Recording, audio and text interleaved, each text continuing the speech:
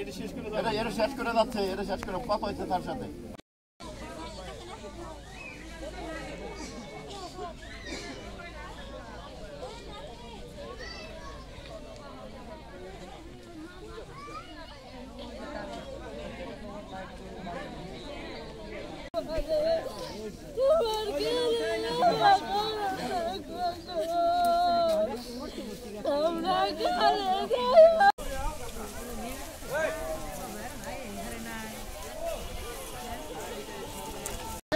বাচ্চা দেখার পরে ওর আব্বরে বলছে যে কে যেন ঝুলে আছে। ওর বাবা আবার আমার ডাক দিচ্ছে, আবির ভাই বেরোন বাসা থেকে, যে কে যেন ঝুলে আছে।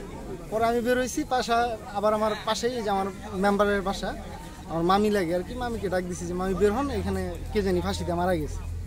পরে মামি বের হয়েছে, মামা বের হয়েছে, আর আমরা খেতে আরও কয়েকজন ছিল, আমি ওনাদেরকে নিয়ে আগে আসছি, মানে আমার ফোনে ক্যামেরা অন করে ভিডিও করতে করতে এসে দেখি যে এইভাবে ঝুলে আছে। প্রথমে চিন্তা করি নাই, 5 মিনিট পরেই ওনার ছেলে আসছে। ছেলে এসে বলতেছে, মানে কাছে গেছে, আমি যে তুমি কে কাছে যাও, ওনার ছেলে বলতেছে যে এটা তো আমার মা। আমি তোমার মা, তোমার বাসা কই? এটা হালিমা, এই যে এটাই আমার বাসা। আমি পরে বললাম যে হালিমা উনি তো আমার আন্টি। পরে যে এইভাবেই পরে আমি থানায় সুমন বাইরে কল দিলাম, সুমন ভাই পরে ফোর্স পাঠাইছে। পরে যে পর্যন্ত এখন তো আপনার আইসা দেখলেন সব কিছু বুঝতেই পারতেছে।